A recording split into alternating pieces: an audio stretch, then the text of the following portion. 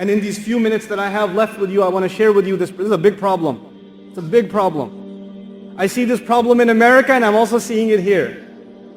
I was realistic before I came here. We're a global world now. The problem of Muslim youth in America are the same as the problems of Muslim youth in Qatar, or in Dubai, or in Saudi, or in Pakistan, or in Egypt. The youth have the same problems.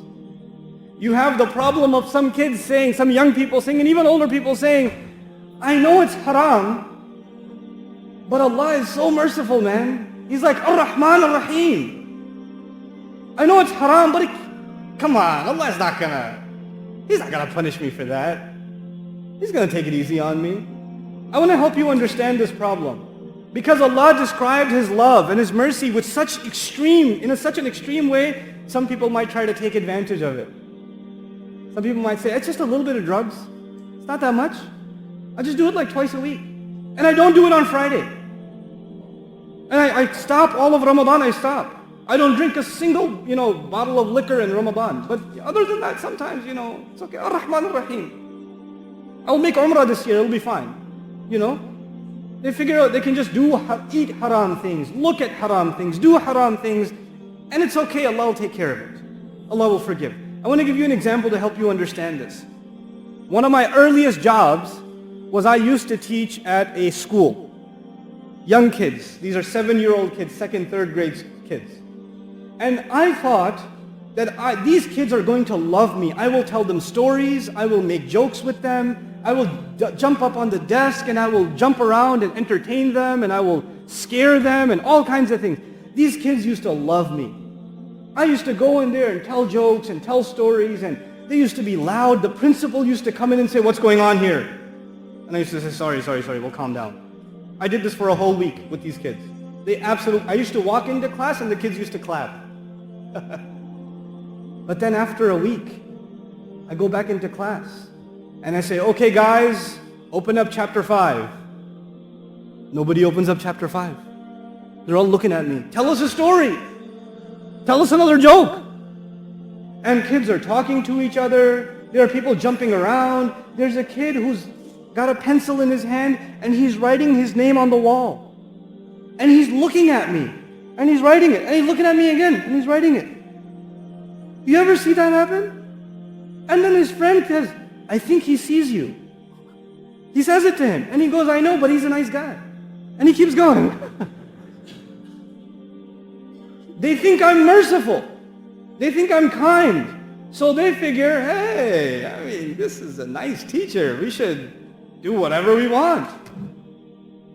When Allah describes His mercy and His love, some slaves of Allah, and they try to take advantage. Like Allah is so merciful. No problem. I'll give you one more example before I conclude. I haven't introduced Allah to you yet. Alhamdulillahi Rabbil Alameen Ar-Rahman Ar-Rahim is 2 ayat. There are 3 ayat that introduce us to Allah. But before I get to the 3rd ayah, I want to give you a simple lesson. Imagine there's a man and he has a slave. So this guy has a slave. And he tells the slave, you can do whatever you want. Here's the field. He owns a field. He said, you can do whatever you want in this field. You can eat whatever you want, go wherever you want. Just don't go on the other side. There's a line. He drew a line with chalk. Not even a fence. It's just chalk. Just don't go on the other side. So the slave is happy. He could do whatever he wants. And one day the slave is close to the border. And he falls. And he falls on the wrong side. And he immediately looks at the master staring at him. And he says, sorry. It was a mistake. And the master doesn't say anything. No problem. He doesn't say anything. So he gets up, he dusts himself off. He's okay. Next day he pretends to fall. And I says, sorry. The master doesn't even get up, doesn't even look angry. He says, this is pretty good. I mean, he told me not to go on the other side, but I've gone twice and I didn't get in trouble. This must mean it's okay. Some Muslim says, I had some haram substances and no lightning struck from the sky. Allah did not send like an axe wielding from the sky chopping my tongue off when I lied. It should be okay. Allah is okay with it. You try to earn some money the wrong way, you look up at the sky, oh, nothing happened, I'm okay. I could do some more. So this slave starts going on the other side over and over and over again. And a whole year goes by. Now he spends most of his time on the other side. So the master calls him. After 1 year, he calls him. And he says, so how's it going? Pretty good, pretty good. You're pretty kind. Love it. And he says, listen, remember when I told you you shouldn't go on the other side? He goes, yeah, I remember. Well, I've decided to punish you for that. But I will punish you for I've been counting. Every time you went, and I will punish you for every single time you went, but I will punish you all at the same time.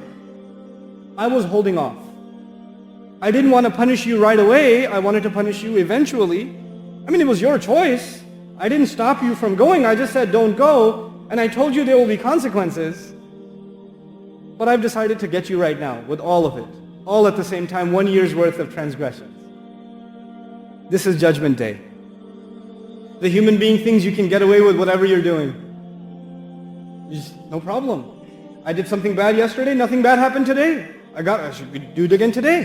Then I could do it again tomorrow, nothing's gonna happen. It's all good.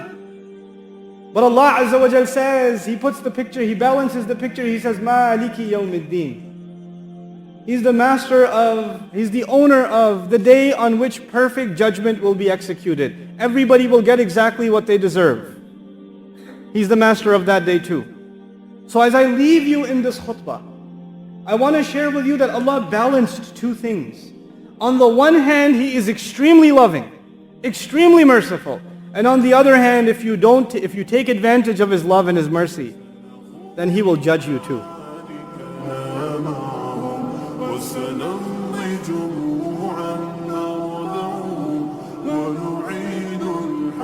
المغتصبة وبكل